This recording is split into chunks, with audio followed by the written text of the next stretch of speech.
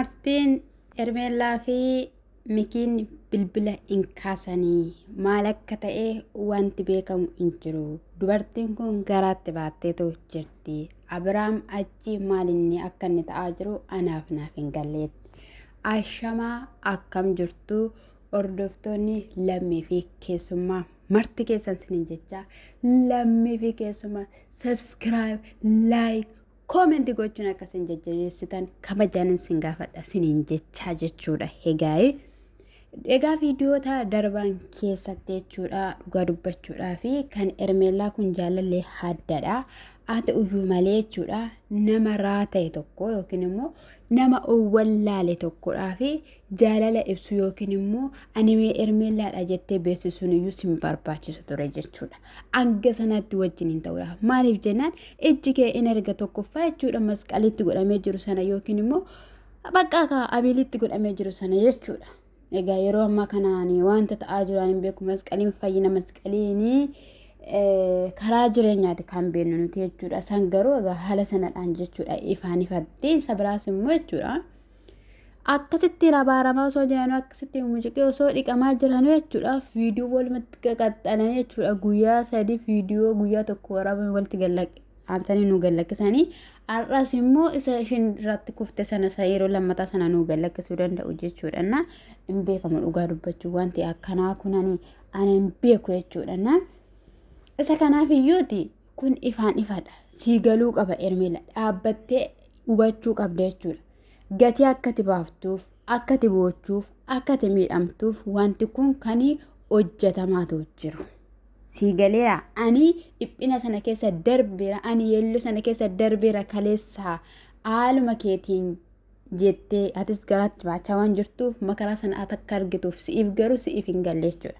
Tokko isa biraanis immoo akka ati hirgisinaa kee yookiin immoo yeroo kee seeraan fixuudhaa fi kabajanaa godhii akka na barbaachise karaa irratti naaf fincaayi maal laata isati jettu viidiyoo ati waraabdu viidiyoo namoota gagammachiisa yookiin immoo viidiyoota si bu'aarsuu barbaachisanii waraabdee gadi gagallakkifte kuniyyuu jechuudha qinaatiidha karaa ruutaatiin ciibsus teessisus matumayyuu hin danda'u jechuudha. Sii galeera yeroo baay'ee immoo jechuudha nuti shaamarran jechuudha hubannaa hin qabnu ogummaa hin qabnu nu hafa jechuudha. Gaa'ela keessan yookiin immoo abbaa manaa keessan jechuudha yeroo baay'ee goottotanii yookiin immoo qabdanii gara miidiyaa kana hin fidina. Yeroo wajjin hojjettanis qabaachuu qabdu. Yeroo immoo wanta waliin dabarsitan waan icciitii keessanii waan fedha keessanii waan barbaaddanii qofaatti haasa'uun sin barbaachisa. Ermeellaa yeroo darbe keessa jaarsummaa naaf ergi jechaa akka turte argitaniittu. Inni kuniyyuu maalidha? Ermeellaan baay'ee sodaatteetti. Sirratti hojjetu sin dhaba jechaanii turte. Ittimaa turte Abiraamitti jechuudha. Abiraam immoo bishaan gabatee keessaati nama dhaabbataa miti asiif achi kaataa jenneerra jechuudha. Mucaan duruma sammuu hin qabu. Amma osoo hin taane duruma sammuu hin qabu jechuudha. Namni sammuu qabu tokko jechuudha dubartii hiikee fageenyarra dhaabbadhee dhala koo guddifadhaan fedhii ishiin qabu hin barbaadu jedhe tokko maal fuudhaa mandara sana keessa sussuka? Maal barbaacha? Kanaaf iyyuu duruma dhukkubsatee duruma nagaa hin qabu jechuudha. Duruma fayyaa miti jechuudha. Amma immoo carraashumayyuu gadi gallakkise malee. Amma ani kan sodaadhee jiruuf jechuudha. Amma akka viidiyoo kaleessa atti jechuudha kan irraa mul'atu raata'ee maraatee carqii gatee akka inni karaarra hin deemne daftanii maatiin isaa obboloonni isaa nuti Abiraamidhaan dhabuun barbaannu nuti isaan hin barbaanna jettan kaameeraa qabattanii akkasuma maayikii keessanii qabattanii asirraa hiitanii akkana gadi baatee mucaa akka amantiitti kadhachiisaa fi yookiin tsabala geessaati kana hundumarruu irraa hiika. Osoo dubartii beektuuf jabduu taate immoo jechuudha Ermeellaan jechuudha qaxirraan gootu amartii sana akkuma qabatte sanatti jechuudha. Bittin raangootu maaltu dhufa? Baasabee immoo jechuudha yeroo tokko tokko ofirraa rukuchuu danda'a. Beektu maagineetiin isarra jiruu fi kan afurri Ermeellaa keessa jiru yoo tokko ta'uu baate yeroo ofirraa rukuta jechuudha afurichi jechuudha. Bira geessee turte argitanii harkaan qabattee turte jechuudha. Irraa kutuu hin dandeessi turte jechuudha. Amma mucaarraa ta'e nagatanii deeman sana ta'an qabeettesee ta'an jedhee jechuudha akka daa'ima. akka daa'ima jechuudha. Kan hin beeku humna namatti godha malee namarraates wanta akkanaa. Abiraam immoo irraates illaashes hin fajajjee bakka bishaan godhe mucaa jechuudha. Tinis baay'ee cannaqamtee jirti jechuudha. Bilbilli lachuu isaanii hin ka'u. Ani mana deemeen ture. Mannis namni balbala saaqu hin jiru. Eessa jirti? Haa ta'uyyuu malee garaatti baatti. Jennaaniin egaa maal godhinaan jettu anaanii jedhe Abeelii. Abeelii jalqaba irratti nama tokko gaafa walitti fidduu walumatti fidaniitu waliin galaatii waliin jireenyatti fufaa jedhameetu biraa deemamaa jechuudha. Ati garuu jechuudha edda gaafa Ermeellaaf Abiraam walitti fiddeeti gidduu isaaniitii baatee hin beektu. Si galeera otoo isin gidduu isaaniitiiyyuu baataniittuyuu ta'eera ta'ee jechuudha. Abiraam nahaman hanga kanaatti Ermeellaa faana hin deemu ture jechuudha. Si'ii fi buraatu jechuudha dirqamaan gottootee wal qabachiise. Kuni dhugaa jirtudha jechuudha. Yeroo wayii argitaniitu yoo ta'eera ta'ee Ruutaanii gaafa maatii ishee biratti da'umsaaf galte Ermeellaa fuudhuu qabdaa minaa gaafatan jedhanii gaafataniini Ruutaanii mi'aadhaayii jedhan. Ruutaan mi'aadhaa jedheetoo kan inni dubbachaa ture. Kana jechuun ani Ermeellaan fuudhu jechuudhaan dhiibinsa isaaniitiin akkasumas immoo hacuuccaa karaa garanaa hacuucamuun Abiraam kana keessa gale. Abiraam kana keessa gale. Gaa'ilatti illee yeroo dhiyoo keessa akka hin galleef dubbachaa ture. Xiiqiidhaan dhiibuudhaan Ruutaan akkoo waan baay'ee Abiraam irratti goote dhugaa dubbachuuf taanaan jechuudha. Alaamaa isaa muluu harkaa buusteetti isa dhugaan siniin jedhe jechuudha. Akkaataa ishiin daanii faana dhaabattee asoofsisteen ganama gaafa sana dhaqee qalabatii godhe jechuudha. Xiiqii irraatiin kan ka'e maal fidduu jechuu irraatiin kan ka'e baasirraa qalabatii jedheeni daaniin akkam gochaa ture argitaniitu jechuudha. Kana jechuun ani hin beeku ammayyuu ta'eera taanaan jechuudha. Dhugaadhuma dubbachuudhaaf taanaan sinitti himaanii jechuudha. Nama wajjin hin dabarsan tokko na miidhe jedhee miidhuun qabaa? Na yakke jedhee isa yakkuun qabaa? Dhiisee waaqatti dhiisee guyyaa isaa eeguun qaba. Saatii isaa eeguun qaba. Inni waan hojjetee na agarsiisu ilaaluun qaba. Asii egaa inni kun akkatti cannaqamaa jira jechuudha. Abeelii Maartiinis jechuudha. Eenyu bukkee jira? Anaafis dura Abiraam ture. Abiraam filatee deemeera jechaadha kan isaan jiranii. Anumaa gochuuf hin danda'u lafatti qaxaqqaxamu lafa kabalamu lafa akka barbaadetti arrabsamee mana murtii geessanii galchan filate inni. Dadhabeera hani jireenya mataa kootii qaba jiruu mataa kootii qaba. Baay'een maa baddi maa callifte naan jechuu kanii yaaltan jirtu. Ani maalan godha maal godhinaan jettu kan inni jechaa ture jechuudha. Egaa haa ta'uyyuu malee haala inni keessa jiru keessatti nan dhiisaa miti. Abiraam immoo nagaadhaan gara sanatti hin deebine. Mormi koo citeeyyuu ani kanaa booddee Ruutaa faanaan jiraadhu Ermeellaa yoo dhiise jedheera. Kanaafiyyuu dirqamaadhaanii waa taasisaniitu malee nagaa miti. Kan inni jechaa ture ammas immoo gaashiyyee waamnee gaashiyyee fa'ii faana namoota gurguddoota faana waan goonu hin goonaadha kan jechaa inni jiru jechuudha. Isa kanadha. Ani garuu dhugaa dubbachuudhaaf Mikiis kalee sanan taasisabee jechuudha.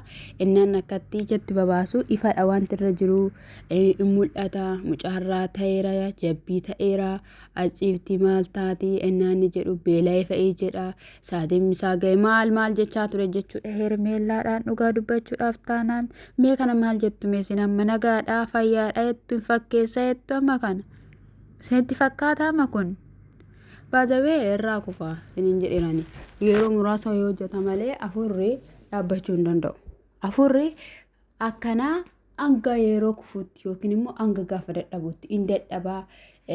Ganaa waan baay'ee barbaada wanta ta'eefi saatiin isaaf yeroon isaa daqiiqaa tokko jalaa darbeera taanaani ani hin beeku jechuudha.